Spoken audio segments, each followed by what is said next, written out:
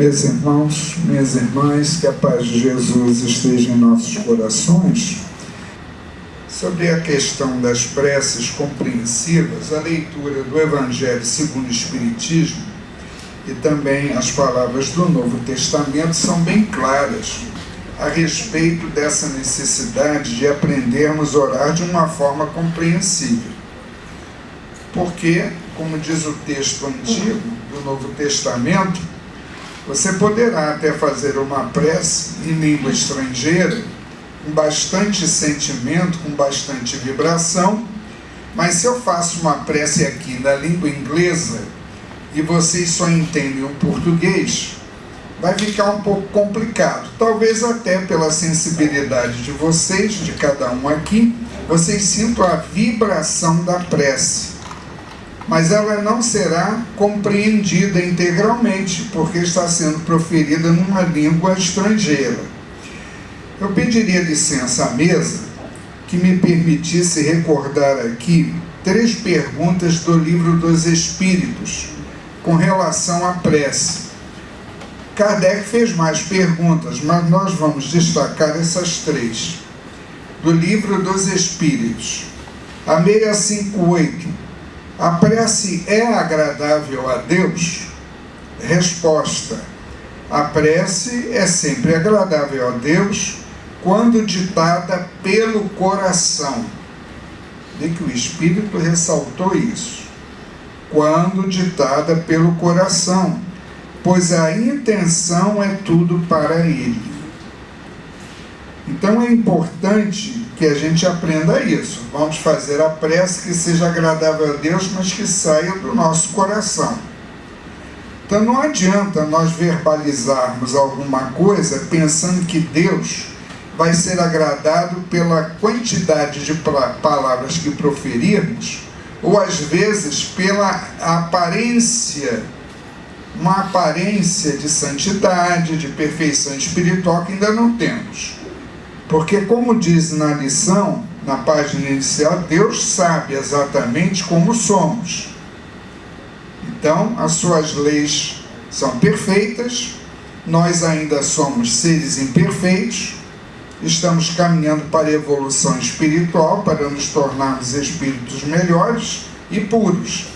Mas que nós possamos sempre agradar a Deus com a prece ditada pelo nosso coração, porque isso é mais importante. A outra pergunta, 659, qual o caráter geral da prece?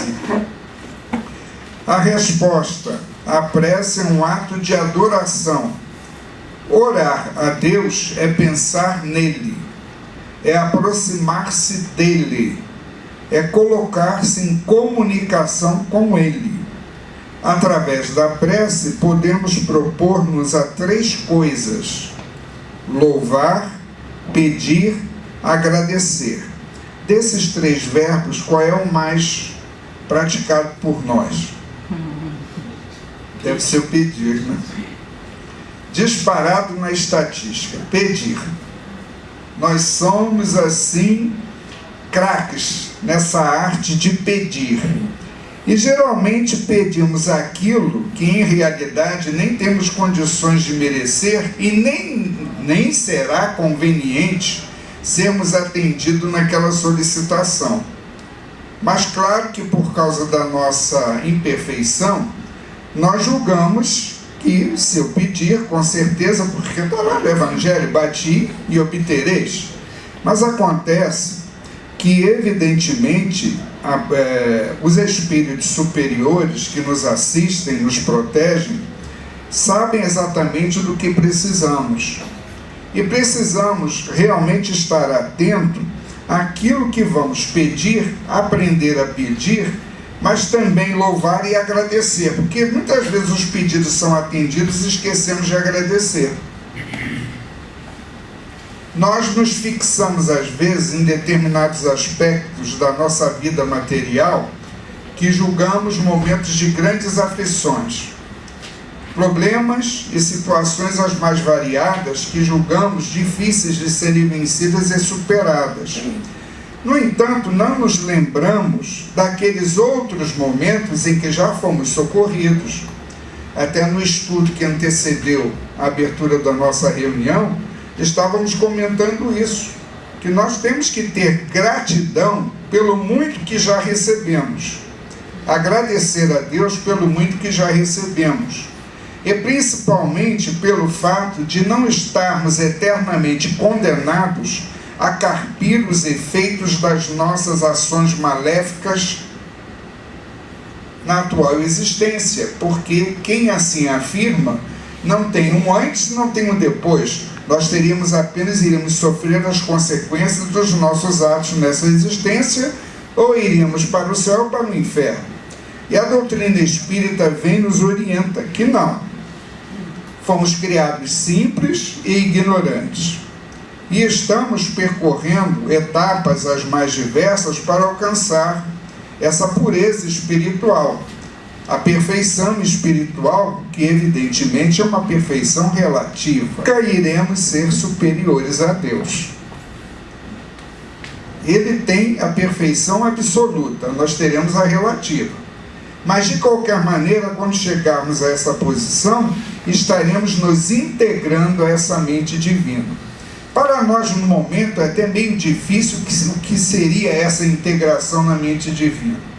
Não compreendemos perfeitamente o que será esse momento.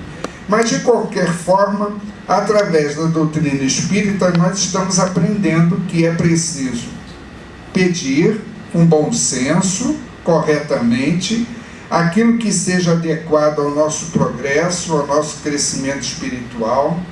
E quando nós fizermos solicitações, como é que nós vamos resolver os nossos problemas?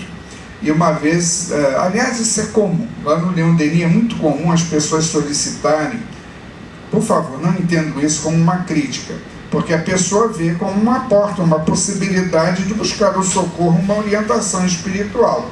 Isso é perfeitamente cabível dentro da casa espírita, não há problema nenhum com isso. Mas só que elas perguntam assim: eu estou endividada no meu cartão de crédito, que não é o caso de vocês aqui, evidentemente, mas estou endividado, e como é que eu vou resolver isso agora? E pede ao espírito de um determinado médium, a quem talvez aquela correspondência esteja sendo dirigida, uma solução para o problema. Como é que eu vou resolver isso agora? É interessante que quando nós estamos nos auto-prejudicando, não fazemos essa pergunta. Resvalamos, caímos e depois, claro, é evidente que virá o retorno, o fruto daquilo que nós semeamos. Está na lei também. Jesus nos ensinou isso, que vamos colher o que semeamos. Tudo bem. Aí a pessoa está numa situação aflitiva. Eu sempre reparo da parte do plano espiritual que nunca há uma palavra de condenação. O que há é uma palavra de esperança, de possibilidade de buscar soluções, de combater as causas que geram aquele sofrimento. Que uma das soluções para nos afligirmos menos é não ficar alimentando causas que geram aflições. É uma solução para o nosso problema. Então, até no Evangelho segundo o Espiritismo, que estamos estudando hoje, há lá as causas anteriores e as causas presentes que geram aflições. E vemos que muito que é citado nas causas anteriores ou nas presentes, na atual encarnação, nós poderíamos evitar, se fôssemos mais controlados, menos impacientes, ansiosos, menos coléricos, trabalharmos mais a tolerância, a compreensão, a indulgência, porque está no Evangelho isso também. É uma recomendação que vimos recebendo quando fazemos os estudos ou leitura do Evangelho segundo o Espiritismo. Então, há soluções para os problemas que nos afligem, mas é preciso ter coragem moral para reconhecer que a causa do problema em geral reside em nós e não nos outros. Mas é tão fácil num lugar dizer que fizeram um trabalho para a gente. Ah, mas é bom, vou num lugar que diz que tudo que acontece de ruim na minha vida é porque tem olho gordo, olho pesado em cima de mim.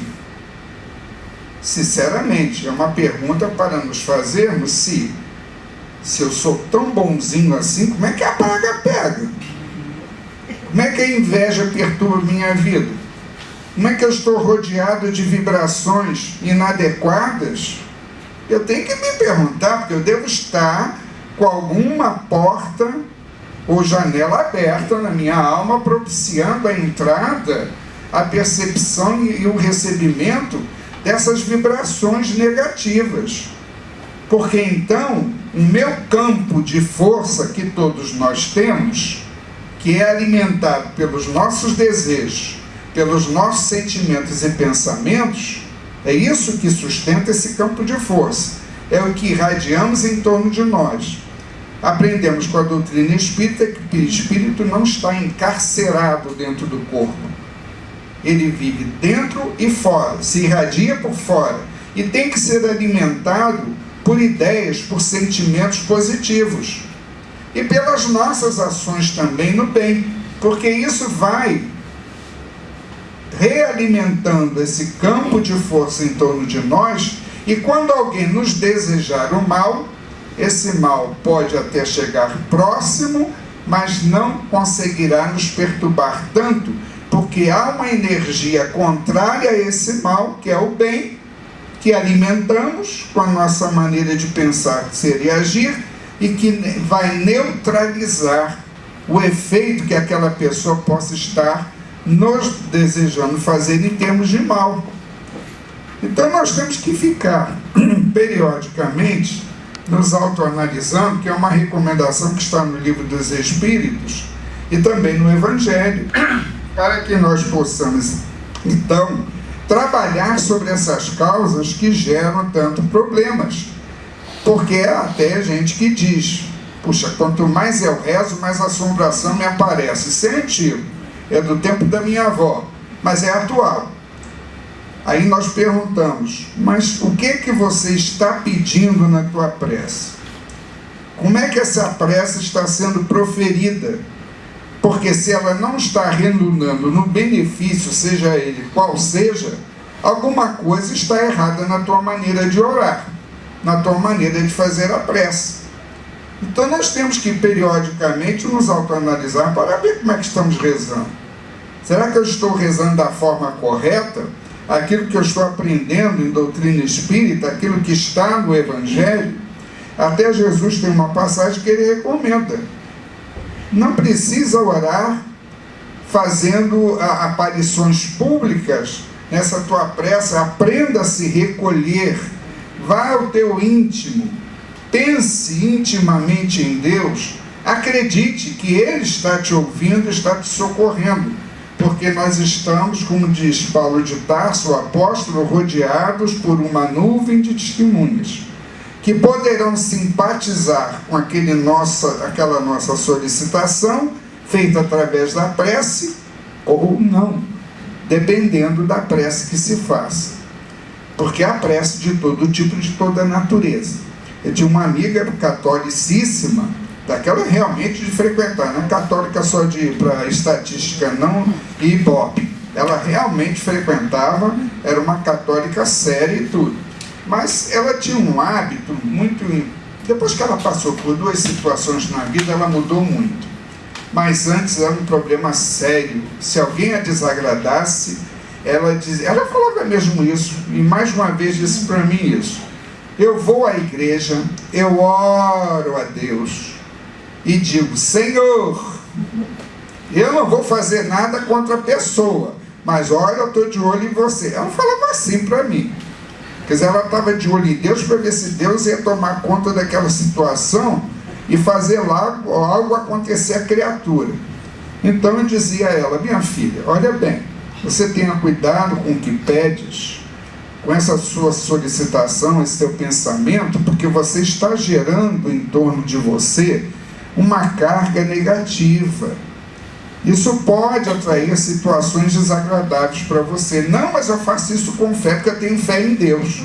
Sim, mas ela queria que Deus tomasse, fizesse a justiça que ela não queria fazer com as próprias mãos. Só que veio uma situação na vida dela, não vou dizer que foi efeito disso, mas foi muito interessante, em que ela entra no processo de câncer, teve uma sobrevida de 20 anos, diga-se de passagem, que ninguém acreditava que ela fosse sobreviver àquilo. 20 anos, sobrevida, mas no momento que ela está hospitalizada se tratando, o filho é assassinado, o único filho.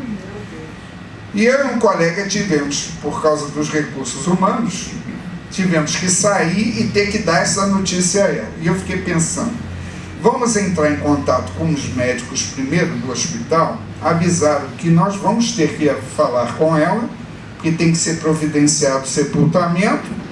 Ela é a mãe, não tem pai vivo, ela é a mãe, alguma coisa tem que ser feita, mas vamos falar com os médicos primeiro. Então prepararam ela de uma forma medicamentosa para que ela pudesse receber a notícia da forma mais suave possível. Só que foi muito doloroso passar uma informação dessa. Mas depois recuperou-se da doença, a mãe vem a falecer, quer dizer, foram 3 momentos na vida.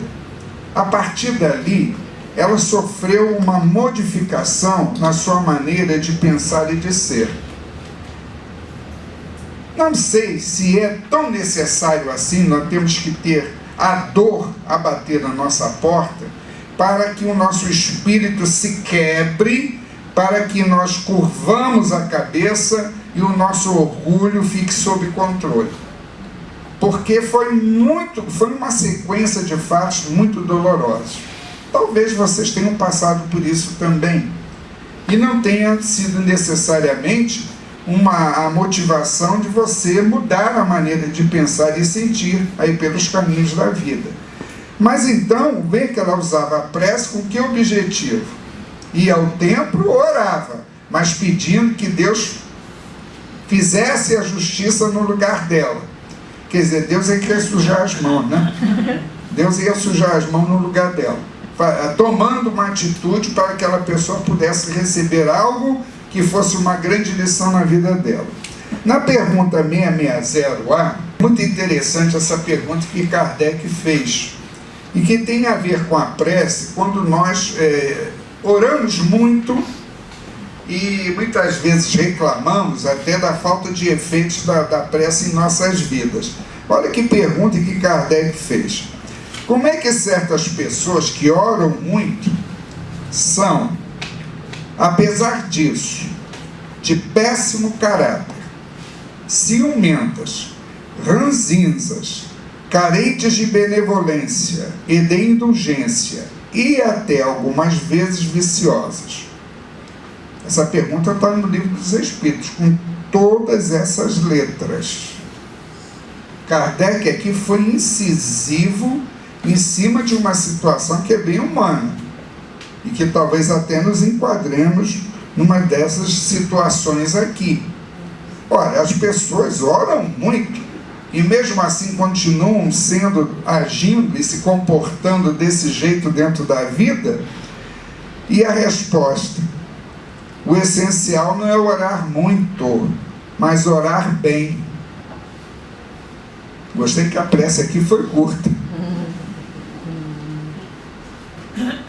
Às vezes vai a certas reuniões que, e lá em Leon Denis, nós somos muito chamados a atenção sobre isso, sobre prece longa, a prece que não tem fim. E pior quando você fica ensinando a Jesus o que é que ele tem que fazer através da prece. Não é uma prece para encerrar ou para começar, você fica ensinando a Jesus como é que ele tem que fazer, como é que funciona a reunião, como se ele não tivesse já pleno conhecimento das coisas. Então, essas pessoas acreditam que todo o mérito está no cumprimento da prece e fecham os olhos para seus próprios defeitos. Você vê que os espíritos não foram descaridosos. Eles nos chamam a atenção para a questão do orar bem, e não muito. Não as preces longas, não os pedidos que nunca acabam, Me lembro que havia um companheiro já desencarnado, bom, ele já deve estar com outra visão, no plano espiritual, obviamente, já está há 15 anos desencarnado, mas ele tinha um hábito de fazer listas. Tudo ele listava, dos pedidos dela. Então o que ele fazia? Como ele era de uma outra religião, ele pegava aquela lista, fazia os pedido, disso. Então era uma lista grande às vezes, que ele me chegou a me mostrar uma, era bem grande por sinal. Eu digo assim, puxa vida, vai tomar o tempo de Deus todo pelo jeito, o tamanho da lista.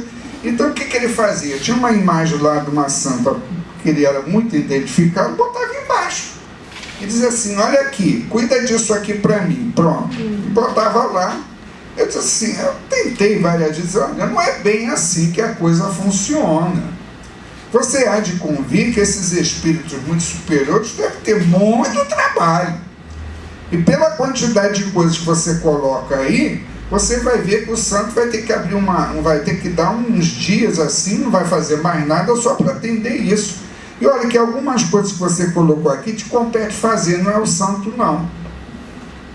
Te compete fazer, esse é assunto teu para resolver aqui. A gente pede força, pede energia, que a nossa saúde seja sustentada, as nossas forças, para a gente dar conta das tarefas que temos que executar aí dentro da vida. Ele quando desencarnou foi interessante, porque ele fez também uma lista. Eu achei tão interessante aquela lista que ele me mostrou. Aliás, era uma lista tinha umas 4 folhas. Fez a lista dizendo tudo o que ele tinha feito de bom na vida.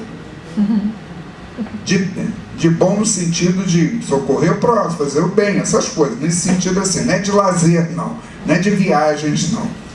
Fez aquelas 4 folhas, me deu para ler e perguntou o que eu achava. Eu disse assim, olha bem uma coisa, você fez isso para quê? Não é que eu vou botar dentro do caixão. Eu já tenho uma orientação para botar dentro do caixão. A gente conhece todo tipo de ser humano, é interessantíssimo, a vida é ótima. A gente quando acha que a vida é monótona, não é monotonia, gente. Cada ser humano é um universo de coisas interessantíssimas para a gente ver e aprender. E ele disse que botava porque ele queria ter a certeza que nenhum item fosse esquecido quando ele abrisse os olhos do outro lado. Disse assim, mas não precisa, porque Deus sabe. Anjos que você aprecia tanto, os santos sabem. Você tem um anjo de guarda, porque ele tinha uma fé em anjo de guarda, e nós também acreditamos nisso. Estava lá firme em cima dizendo, não, eu quero ter a certeza, porque podem esquecer. Não, o santo não esquece, Deus não esquece, não se preocupe que as leis são incorruptíveis. Não fique preocupado com isso. Passaram esses anos, já recebi pedi uma orientação sobre ele, e ele disse que foi interessante que o médium, eu não dei detalhes, só dei nome, o endereço, não acrescentei mais nada. Mas veio uma informação interessante dizendo assim, ele manda dizer a você que uma série de conceitos que ele acreditava serem absolutos quando vivo, que ele colocou vivo, não encarnado, vivo, hoje ele pensa diferente. Ainda bem, né? Que podia ter passado 15 anos e não ter mudado nada. Mas você vê como é que as coisas são interessantes com relação a essa questão da prece. Aí Kardec vem aqui, no Evangelho 27, item 12, a prece é recomendada por todos os bons espíritos. Renunciar à prece é desconhecer a bondade de Deus, é rejeitar a assistência que ela proporciona a si mesmo e o bem que pode fazer aos outros. Então a prece não é uma panaceia, não é uma coisa assim que a gente não deva valorizar, deve valorizar. E nós listamos abaixo aqui os benefícios da prece antes, durante e depois do sono. Porque há pessoas que não oram antes de dormir, não sei por que não tem esse hábito, né? Eu até na quarta-feira atendi um jovem de 15 anos lá no Leão Denis, que ele veio conversar, porque a mãe disse, ele só quer falar com você. Eu disse, tá bom. Ele disse que no ano passado tinha falado comigo, então tinha 14 anos. Não me lembrei, mas depois ele disse, não, eu quero conversar com ele porque eu não vou me abrir com mais ninguém. Então ele se abriu comigo. Eu virei para ele e falei assim, você tem recebido os passos na casa? Se tem. Você antes de dormir reza assim, eu sou cético contra isso. Em relação a essas coisas eu sou cético. Aliás, eu só vim tomar passes aqui porque minha mãe me cobra isso, porque senão eu não diria que sou cético. Ele usou a palavra cético várias vezes. Eu virei para ele assim, olha bem uma coisa, você pode ser cético, mas você acredita na ciência? Você acredita na ciência porque você está estudando. O teu objetivo, você já disse, que é ser professor de línguas. Ótimo. Ponha isso na tua cabeça como um objetivo a ser alcançado, porque isso vai te manter vivo dentro da vida.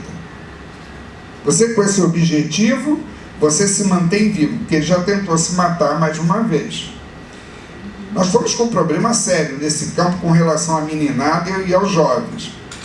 E eu falei para ele, veja bem, o que você vai receber no passe é um recurso que está na natureza. E a ciência fala disso. Fala de fluidos, fala de magnetismo. É isso que você vai receber. Se você acredita na ciência, receba o passe como se fosse algo que viesse da natureza a teu favor, para te fortalecer e amparar. Com o tempo, daqui a alguns anos, muita coisa dentro de você vai mudar.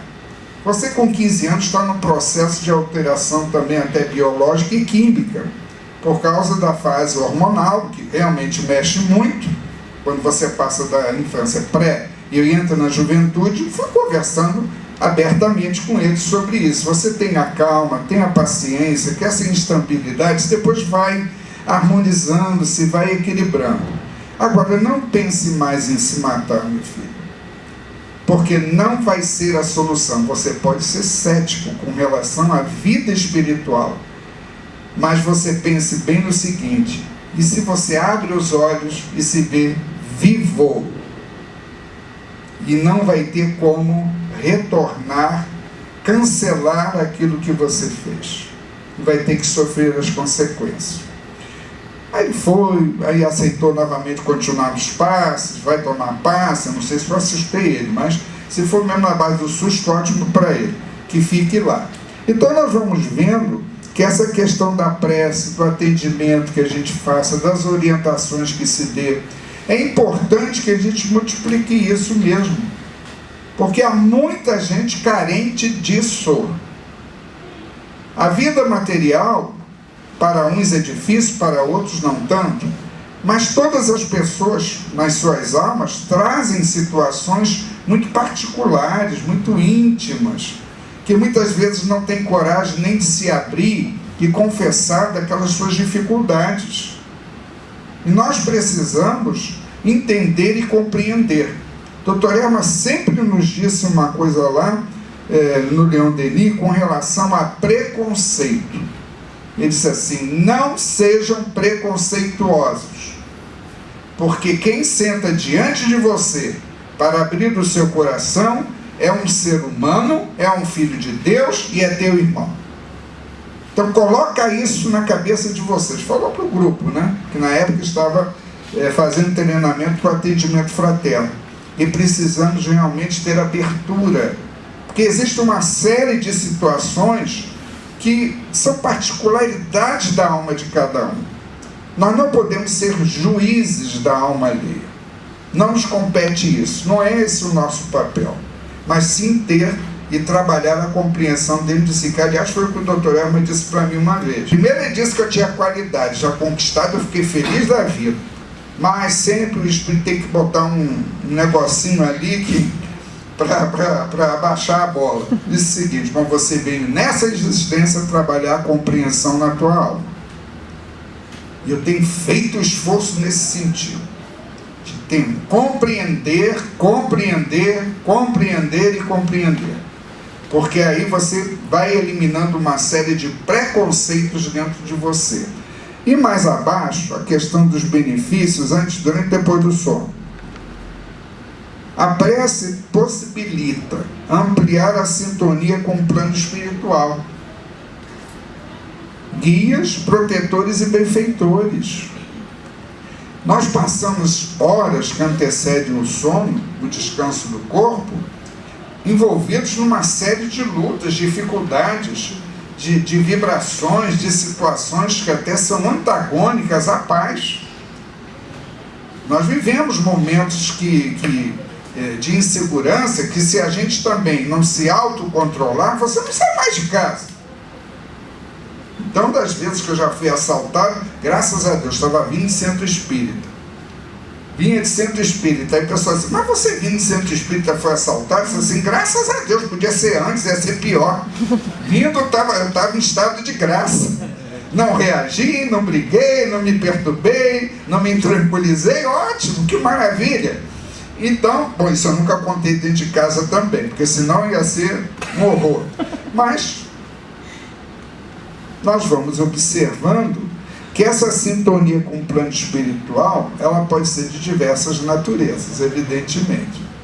E eu quero buscar pela prece o apoio, pedir o apoio. Olha, meu corpo vai adormecer, eu quero em espírito aproveitar essas horas do descanso do corpo físico e ser conduzido para estudos, palestras, um trabalho, um aprendizado, algo positivo que possa, quando ele despertar, me fazer trazer a fé e a esperança novamente, a confiança em Deus, renovados dentro de mim. Receber desses espíritos as inspirações que possam ajudar na solução dos problemas que nos afligem. Nós podemos pedir ajuda para isso também. E quantas vezes nós despertamos uma espécie de um fio da meada, né, do novelo ali, que você vai puxando e de repente você vai percebendo que a solução vai surgindo por etapas. No momento em que o corpo descansava e o espírito entrava em atividade no contato com esses amigos espirituais. E o apoio para desenvolvermos as nossas tarefas no mundo e as que temos na casa espírita. Pedir apoio mesmo, porque nós temos as nossas dificuldades e imperfeições. Então, rogar. Nós temos como benfeitor o doutor Eno, né, o padrinho espiritual da casa, o protetor espiritual. Pensar nele, pensar no nosso guia espiritual, nesse protetor que nos assiste em nome de Deus, e buscar apoio nesse plano espiritual para que nós possamos, no trabalho no mundo, nas tarefas do mundo e na casa espírita, possamos fazer o melhor que pudermos para sairmos realmente engrandecidos da vida material quando o dia desencarnarmos. A renovação das nossas forças nas lutas externas e internas que travamos aí diariamente. Incentiva, agora que vem o negócio, incentiva a prática do perdão, da paciência e demais virtudes que Jesus nos ensinou. Pedir ajuda, que não é fácil perdoar. Ainda é difícil quando determinadas coisas nos acontecem, lembrar dessa palavra perdão, não guardar ressentimentos, mágoas. A ciência prova, a medicina prova, né, que quando você guarda ressentimentos e mágoas, você começa a abrir portas abertas ao fracasso da tua saúde no corpo físico. Já há pesquisas em torno disso muito interessantes. Inclusive pesquisas que valorizam aquele enfermo que ora daquele que não ora, daquele que faz prece e o que não faz prece, que há diferença na maneira de lidar com a medicação, com a assistência médica dos enfermeiros, que há uma diferença. Cria-se um clima mais positivo quando você ora e que facilita quantas vezes a ação desses nossos irmãos que estão ali para nos ajudar a sair daquela situação. E também a prece pode nos ajudar a estabilizar os pensamentos e sentimentos em torno do bem. Pedir mesmo. A prece tem isso. A questão da prece agora compreensível. como diz o texto, o significado das palavras utilizadas por quem faz a prece. Pessoas que gostam de fazer preces sofisticadas. Ai meu Deus, quando pega assim, uma pessoa que faz uma prece sofisticada, que usa termos que a maioria do público não entende bem o que é o significado daquela palavra, você quase tem que pegar um dicionário para acompanhar a prece. Não vai se usar termos chulos numa prece, isso é óbvio. Não vai se usar termos corriqueiros de rua. Mas você pode usar um português, que é o nosso caso, no país em que estamos, palatável, entendível, compreensível. Porque se você faz uma prece rebuscada, com termos que não é de conhecimento, e eu me lembro, não sei se vocês chegaram a conhecer um expositor, que eu considerei um dos grandes expositores do movimento, o Newton Boechat. Nossa, Newton Boechat tinha uma memória para a Bíblia, que era uma coisa... Tinha gente que levava a Bíblia para ver, quando ele citava, se era mesmo. Ele tinha uma... Eu não sei... Bom, depois eu soube que ele foi pastor anglicano, em Londres, na Inglaterra. Então estava compreensível como é que ele tinha uma memória incrível para aquilo. E ele contou uma vez que ele foi num ambiente de muita pobreza, e tinha que falar de evangelho para aqueles pobres. Gente, põe aí aquelas pessoas muito mal vestidas, quase maltrapilhas, não chegava a ser maltrapilhas, mas com dificuldade de banho, etc. e tal, mais de 100 pessoas ali juntos num núcleo de atendimento numa obra social. Ele disse que quando foi mandado fazer isso, que ele ficou sem saber. Imagine, uma pessoa com cancha, ele era um professor universitário, então ele tinha experiência do falar, dirigir a público. Ele disse o seguinte, falando comigo depois, disse assim: Joaquim, quando eu vi aquela pobreza diante de mim, aquela miserabilidade, aquela situação de sofrimento no aspecto material da vida, eu fiquei sem palavras. Pela primeira vez na minha vida eu fiquei sem palavras. Eu fiquei com vergonha de falar no nível que eu sempre falei nas palestras. Mas me veio à cabeça o seguinte, que eu falasse, contasse as parábolas que Jesus contou e explicasse as parábolas.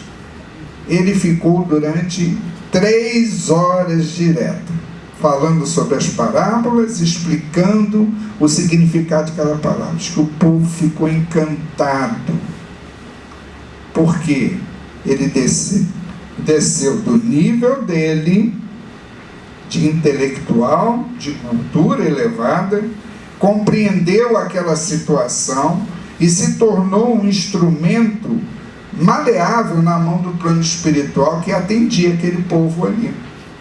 E conseguiu passar para eles aquelas lições que Jesus nos ensinou, explicando bem detalhadamente o que significava aqueles ensinamentos. E ele disse: Joaquim, eu nunca me senti tão feliz na minha vida. Muitos anos, mas eu nunca, o que eu recebi, porque veio o retorno. Veio o retorno daqueles corações sofridos, mas gratos, agradecidos pelo benefício que haviam recebido naquele momento. E ele disse que saiu com a alma leve. Disse assim: nunca senti isso em nenhum estudo na minha vida. Ele me contou isso encontrando comigo ali na Rua da Carioca. Ele era ótimo, quando encontrávamos era uma festa. Ele ria, brincava, era uma pessoa muito simples, mas de um nível de estudo, de instrução e cultura elevadíssimo. Mas era uma pessoa muito simples no tato com as pessoas. Então, essa questão da prece, do significado, usar palavras desconhecidas, certos termos técnicos que ninguém conhece, fazer citações de certos respeitáveis mestres de outras religiões, mas que aquele público não tem acesso àquela informação, não conhece aquilo, fica difícil para a pessoa entender e cumprir, até acompanhar. E quando também a prece fica muito longa, mas não acaba. Em Leon Denis nós tivemos uma irmã, já desencarnada, agora já deve ter aprendido a fazer prece curta, mas ela levava 10 minutos para encerrar, menina, era uma coisa, era bonita, a prece era feita de coração, era muito emotiva a prece, mas era longa, e o público, a gente notava que começava a ficar inquieto, começava a ficar não conseguindo acompanhar, porque você tem que ter estrutura psíquica e mental e até espiritual para acompanhar a prece de mentor, gente. Você não consegue, você não tem, você se motiva no início, mas daqui a pouquinho você começa, o pensamento não acompanha, falha, desvia. Eu sei que aqui vocês não são habituados a fazer preces curtas, porque o que importa é o sentimento que você coloca naquelas poucas frases, porque se entende, são compreensíveis e as pessoas conseguem acompanhar. Por isso que diz aqui, quando nos dirigirmos a Deus, que nós possamos ou dirigir numa reunião, aonde estivermos em público, fomos convocados a fazer uma prece, por favor, uma linguagem acessível, a simplicidade, porque isso toca mais, sensibiliza mais. Não precisa fazer novelão mexicano para provocar lágrimas no público, não há necessidade disso, mas que a gente possa fazer, com poucas frases, você sintetizar aquela situação do público presente, os pedidos que possam estar no coração de cada um, e você ali então atrair todos naquele conjunto, porque os benefícios com certeza recairão de mais alto. Então o nosso tempo aqui se esgotou, agradecemos a oportunidade de estarmos aqui novamente com todos e desejando que cada um de vocês sejam fortalecidos, amparados, sustentados na sua caminhada evolutiva, sejam em que tarefa, em que experiência estejam vivenciando no momento, na certeza de que Deus é Pai. Antes, nos mostrar o Deus vingativo.